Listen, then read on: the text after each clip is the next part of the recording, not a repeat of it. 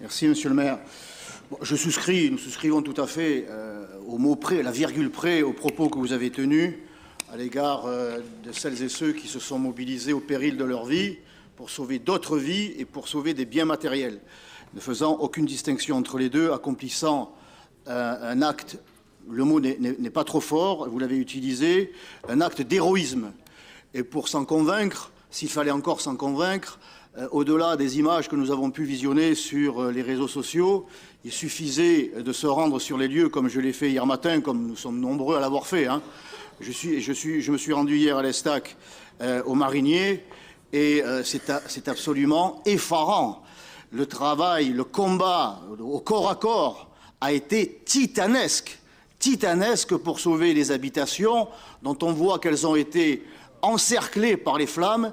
Il a fallu, encore une fois, un travail physique, moral, de la part des forces d'intervention absolument incroyable. Et il fallait évidemment que cela soit dit, vous l'avez parfaitement exprimé, nous l'avons tous exprimé, d'une manière ou d'une autre, sur les réseaux, mais il fallait aussi qu'une autre vérité soit connue. J'ai rencontré hier des habitants, donc au Marinier, qui m'ont fait part de la solidarité entre voisins. Et c'est bien ce qui marque cette ville, et je le confirme. Mais malgré tout, malgré cette solidarité de 99,9% des habitants, il y a malheureusement des crapules.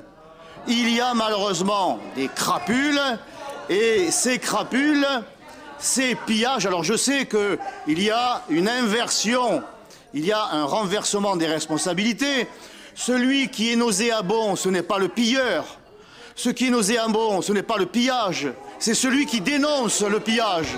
Bon, et c'est celui qui dénonce le pilleur. Alors, mes chers collègues, si je suis nauséabond pour avoir dénoncé cette vérité, il faudra, on va lui répondre. Il faudra que vous dénonciez également les propos tenus par le syndicat majoritaire des cadres de la sécurité intérieure, officiers et commissaires de police, qui, le 9 juillet à 19h, par la publication d'un tweet, confirmaient les pillages. Voilà, je n'ai rien inventé.